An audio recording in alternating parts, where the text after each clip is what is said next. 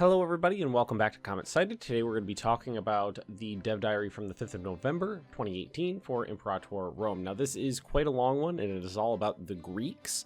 And while I'm a history nerd, ancient Greek history was never my bailiwick, so I'm probably going to butcher nearly all of the Greek names and pronunciations, so please forgive me in advance. As previously hinted, today's Dev Diary will cover both Greek military traditions and the general setup at the start of the game in the larger Greek region. We will return to other parts of the Greek world in future diaries.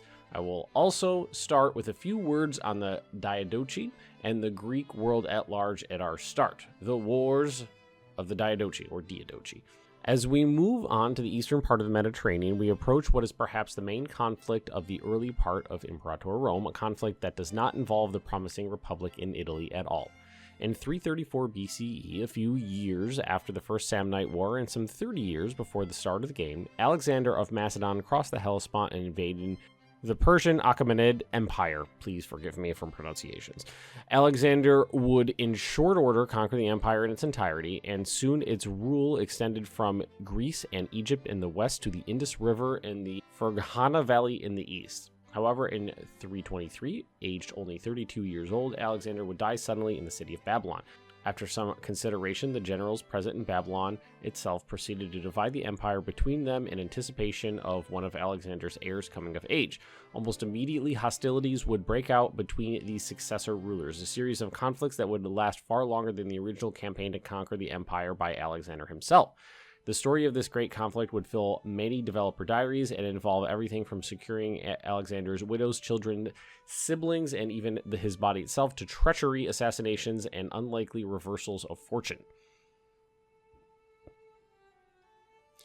This is a period of some of the most spectacular sieges, naval engagements, and land battles in the ancient era. At our start in 304 BCE, this conflict is still ongoing. The remaining factions are headed by Cassander in Macedon, Lysimachos in Thrace, Antigonus in Phrygia, Ptolemy in Egypt, and Seleucus in Persia. There are no longer any remaining potential heirs by blood to the empire, and so these remaining generals have all begun proclaiming themselves kings in their own right. History knows them as the Diadochi, or the successors. Rather than retelling the wars of the Diadochi in their entirety, we will get back to them when we focus on the various regions that the successors rule at our start. This diary is going to focus on the geographical region of Greece, in some ways at the periphery of the conflict, but in others at its very center. Greek military traditions will be used by all countries with a Greek culture as their state culture, including all of the mentioned Diadochi kingdoms. Like with all military traditions, there are 3 different paths, but you can choose to progress down either one at any time you unlock a new tradition. Like with most things we show you, numbers are subject to change. The names for the paths are also not to be taken too literally. They are never shown in the game and are just categories for us to work with internally. The Greeks can unlock 3 abilities. Raid City and Border Forts are also present in the Italic traditions. In addition to the Greek military traditions, also unlock Cav Skirmish ability. This is toggleable unit ability that increases the damage dealt by light cavalry and camels, while also increasing the damage they take themselves. Overall, Greek traditions provide a range of different bonuses to infantry as well as sprinkling of Cav and naval bonuses depending on what you prioritize. So the starting tradition for Greeks is a modern phalanx, which allows phalanx. The Seleucid path, the Agema, light Cav discipline up, arms for hire, mercenary recruitment cost down. Phoenician sailors, ship offense up. Cavalry, companion cavalry allows the cavalry skirmish ability we just talked about. Ooh, we got Greek words. So this is Greek, the anglicized version of this is the cataphracts, heavy cav discipline up. We have light infantry morale up, cavalry bonus up, and the finisher bonus is deep coffers, mercenary maintenance. Some of these things that I know I'm not going to pronounce right, I'm just skipping over. You could read them. Greek path. The Sarissa, heavy infantry morale up. The Tarentine advance, light cavalry defense up. Siegecraft, siege ability up. Military colonies allows you to make military colonies similar to the Italic path. Mines bigger than yours, that's an interesting name for one. Ship defense up. City-state fortifications, fort defense up. Centuries of war, heavy infantry maintenance cost down.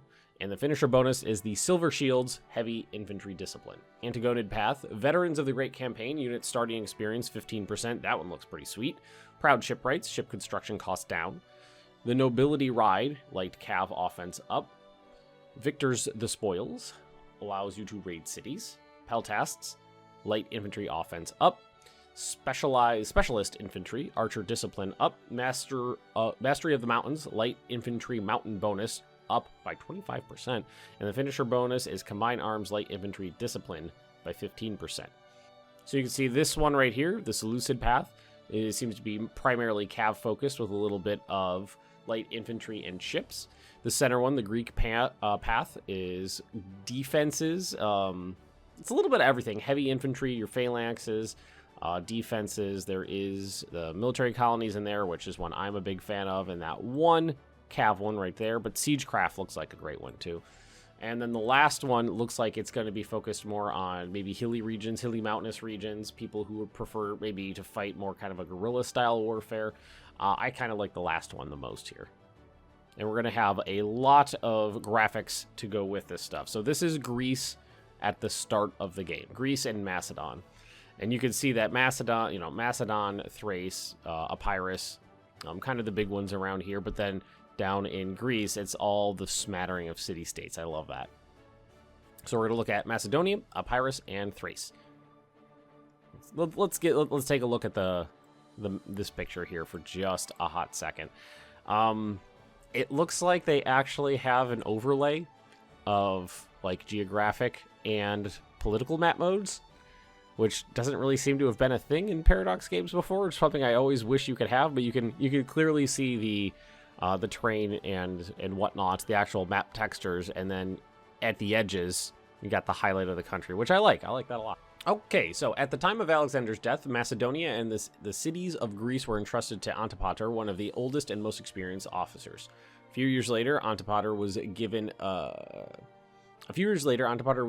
declared the regent of the by then theoretical empire and entrusted the care of the presumptive heirs of the empire, Alexander's son, Alexander, and his incapable brother Philip. Quite an old man, Antipater eventually transferred command of Macedonia in 319 BC to another general. Let's see, who was this guy? Polyperchon. His eldest son, Cassander, that's the one we're going to focus on mostly, I think, himself a veteran of Alexander's conquests, saw this as a threat to his own ambitions and allied with the enemies of his father, eventually taking over Greece and Macedon by force. While in control of Greece, Cassander would find that his father's enemies soon became his own. So this is a map of basically the area of northern Greece / Macedon at the start of the game. The starting countries in this region are going to be Macedon, the original kingdom of Alexander, now ruled by the Antipatrid dynasty under Cassander. Antipatrid, yeah, that sounds about right. While thoroughly militarized, Macedon itself was never the richest part of Alexander's empire. In recent years, it has flourished under the rule of the Antipatrids, who have spent great resources on founding new cities, improving infrastructure, and generally acting as is expected of Hellenic kings. In the years preceding our start date, Cassander ordered the murder of the last heirs of Alexander, once entrusted to his father. This proves to be quite an unpopular move among the Greek cities, but one that met almost no opposition from the other Diadochi. Epirus, more accurately, the Epirote League, led by the newly elected King Pyrrhus, a man who has been called the greatest military mind of all time. Pyrrhus is still young, but would in time make a name for himself as a mercenary and adventurer. Pyrrhus feels he has a legitimate claim to the realm of Alexander and is sympathetic to the Antigonid cause. Epirus starts out unaligned and without alliances, but many opportunities for expansion. Thrace, the realm of Lysimachos. Lysimachos. A seasoned general of Alexander's wars, but perhaps less influential than most of the others we have mentioned. Thrace is aligned with Macedon against the Antigonids, with Phrygia, in Phrygia, but its meager military resources are mostly spent protecting itself from the many tribes to its north and in the Thracian inland. Thrace starts out allied with Macedon and with Odrysia as a vassal.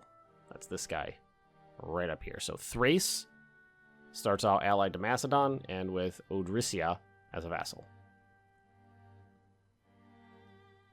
Atalantia, kingdom north of Epirus, ruled by the famous warrior king who had fought Alexander the Great, Antipater, and eventually Cassander. Offered refuge to Pyrrhus and his mother when Cassander wanted them dead years prior, starts unaligned and without allies. That's this guy right here. Kavi, a small tribal vassal. It's this guy. So Kavi is a small vassal of this guy right here. And Paeonia, tribal kingdom in Upper Macedonia, founded by cadet branch of the Agriid House of Macedon, starts as a vassal of Macedon. So that's this one. He's just a little friend of Macedon's.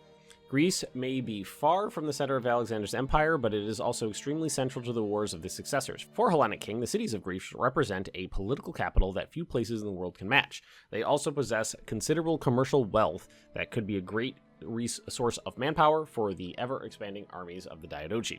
Cassander's strategy in Greece has been to garrison the cities and place his own men in charge of important ones, such as Athens or the great fortress of Corinth. This strategy has been quite unpopular with the Greek cities themselves, but has also allowed him firm control over many disparate factions and the leagues in the region. At the start of our game, Demetrius, son of Antigonus and co-king of Phrygia,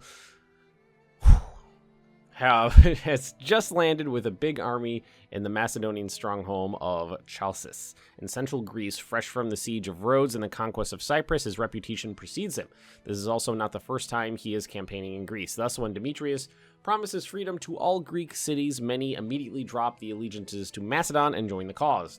As our game starts, Cassander and his armies have quickly fled north, while Demetrius is now consolidating his hold over Athens and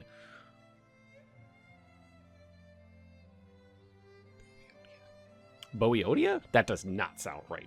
It could be, though. As winter approaches, there's a cessation of active hostilities of sorts, but it is not one anyone expects to last. Athens, perhaps the most prestigious of all cities in the Greek world, home to the Academia founded by Plato. Under Cassander, Athens was ruled by the tyrant Demetrius of Phalerum.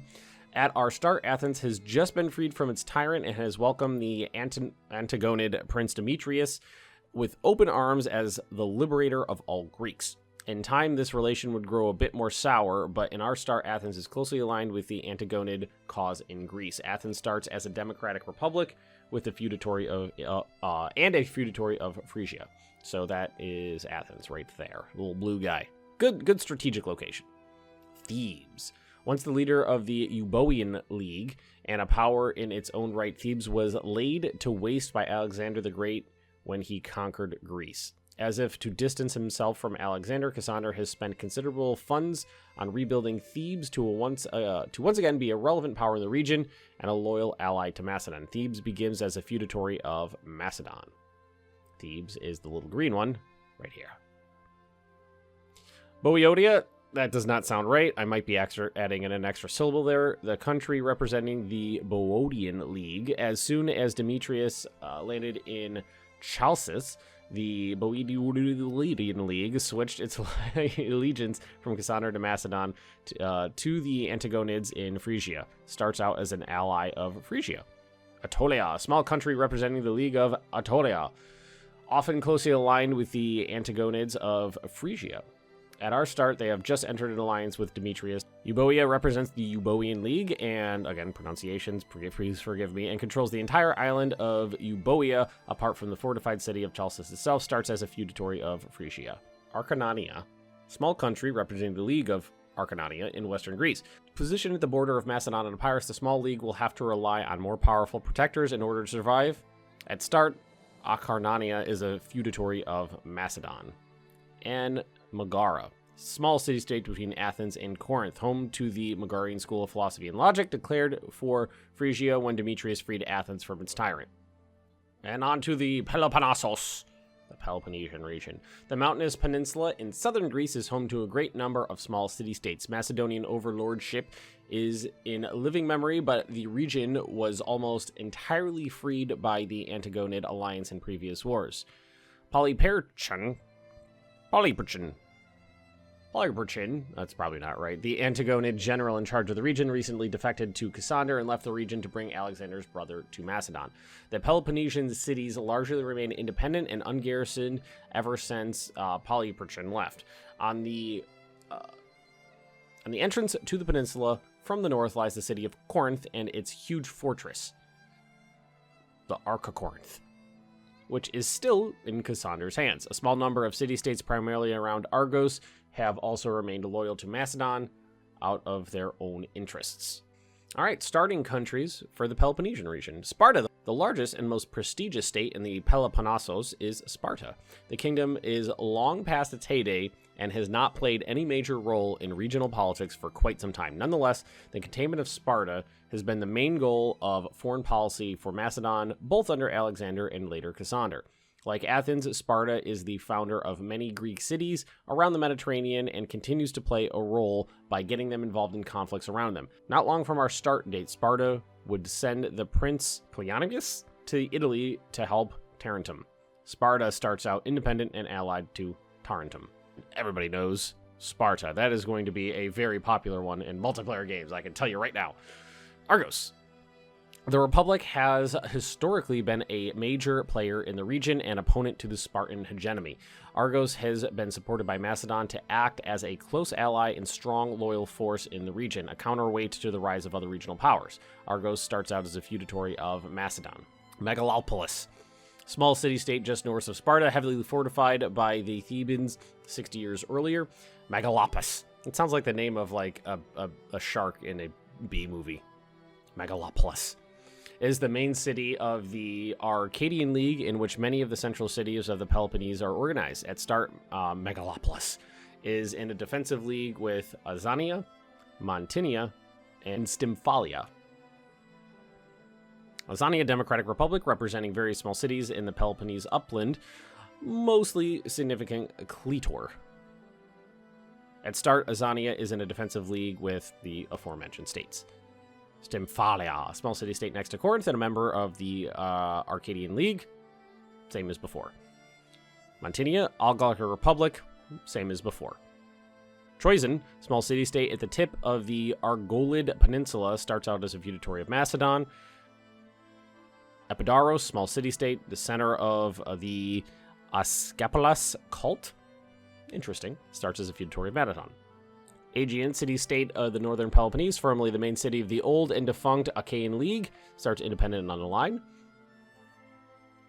Patrai, city-state in the northern Peloponnese, would in time come to be a founding member of the Achaean League that came to encompass much of the entire region sometime after our start date. Small, independent, and unaligned. Elis, small state in the western Peloponnese. In its territory lies Olympia, and Elis is therefore the host of the recurrent Olympic Games. Elis starts as an independent and unaligned. Heraea, small city-state in the upland beyond Olympia, borders the Arcadian League, but is itself unaligned at the start. Messenia, region formerly annexed and enslaved by Sparta, Messenia was made independent and fortified by the Thebans 60 years ago with the objective to keep Sparta power in check. At our start, Messenia maintains a well-fortified and firmly anti-Spartan foreign policy, starts independent and unaligned. Laperon, small city-state in a fertile region in the western coast of the Peloponnese, starts independent and unaligned. And that's it for today. And oh my god, this was a huge Dev Diary. So basically, we get a super in-depth look at Macedon and Greece and the Greek military traditions. Now, these are very similar to in scope to the Italic traditions.